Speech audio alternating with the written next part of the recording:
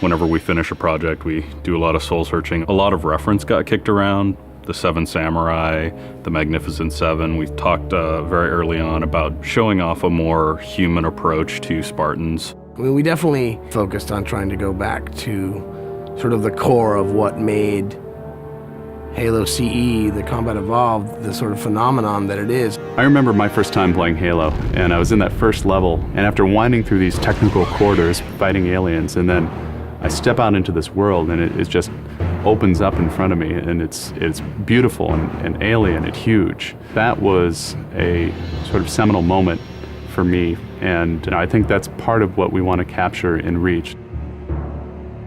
Something that was core to the game at the beginning was that sense of wonder and exploration.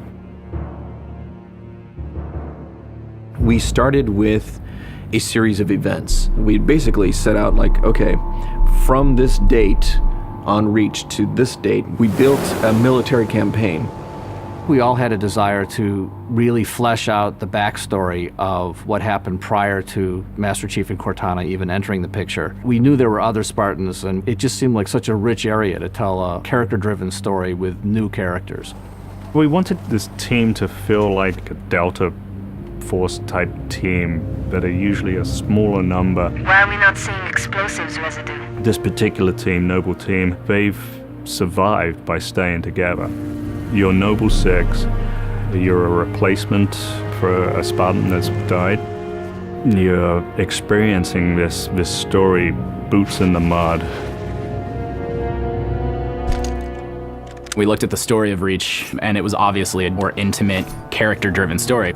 We really needed the attention to real-world detail, trying to make these characters' faces really feel like believable. We started everything over from scratch, came up with a whole new rig for how we animate faces and also how we approach like texturing them, modeling them, everything, and just put a lot more time. Difference about a couple million polygons. We absolutely want Reach to tell a human story, and that's going to require us to invest significantly into higher fidelity models, much more open environments, larger numbers of AI than ever before in a Halo game. To pull off the vision for what we had for this game, we ended up gutting almost every part of the engine, retooling things to make it run faster, to make it run better, it look better. We had to throw out all of our technical systems. We had to then throw out the content that went with it because that content didn't represent the new bar we were going for. Copy that, on our way. Don't need command to tell me. Been all hers half my life. Let's shoot it. We've got a great team of guys, and they could take motion capture and they could make the poses way more dynamic, way more expressive. Those changes bring out the life, they bring out the style of our characters. We had probably 4 times the amount of polygons to play with this time around, which gave us a lot more freedom and creativity in what we wanted to achieve. When you look at total engineers that are actually putting code that are actually affecting this game, I mean, it's massive, 30 plus guys. It's crazy. When you shoot a rock face, you'll see sparks, rock chips, dust. In Halo 3, we had a maximum of 100 colliding particles. In Halo Reach, we have thousands. We've got much more customizable Spartans than we've ever had in the past. The number of polygons we can draw at one time has skyrocketed. It's changed the way we build things up close as well as out far. This is where Noble Team arrives, and then you're going to work your way down, all the way down these terraces. Big open environments, epic skyboxes. These are things that are quintessential to Halo. Like, we're building a planet that exists 500 years from now. We want to build spaces that you want to explore. We want to put twice as many characters, vehicles, and weapons into that environment. That's going to require massive improvements to the way we handle our artificial intelligence in the game. We now can put so many AI in an encounter that you can put 4 Spartans, the player, 8 Marines against 30-ish Covenant, and that's an actual serious challenge. Bringing the elites back was something that was really a true joy for us because they're such an awesome character to fight. What if the Spartans and the soldiers don't actually understand what the aliens are saying? What's that going to feel like? What if we can get back to having the aliens feel really alien and threatening? These these people and this planet and this story deserves something new and different. Just a different underlying sense of tragedy, heroism. We're rebuilding everything from the ground up.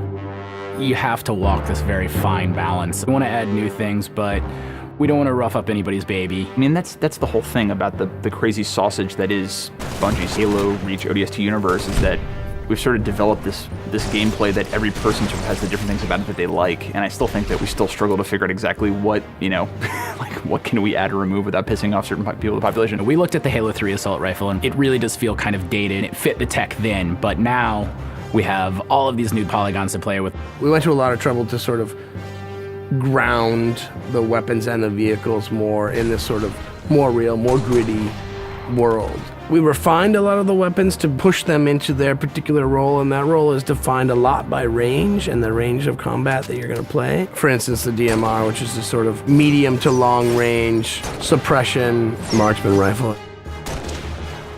It's going to be a sandbox game. It's not going to be a carefully scripted game where every movement of the AI is controlled by a mission designer. It's much broader than that. It allows the player to deal with encounters in their own specific way. There's definitely going to be offhand grenade throwing. There's definitely going to be vehicles. There's definitely going to be a large number of weapons that are incredibly powerful, incredibly accurate, that allow the player to feel like a badass. Now, if you melee him in the back of the head like you really mean it, you're holding down on the button, and you will launch into this more elaborate animation sequence. It's going to be a very different campaign experience for people overall. We're doing stuff in the campaign that people absolutely won't expect from a Halo game. Bigger battles, brand new cast of characters. An incredibly ambitious game. Every neuron in my head is firing with just reach, reach, reach. We knew from the beginning what the end was going to be. This is the definitive Halo made by the people who created Halo.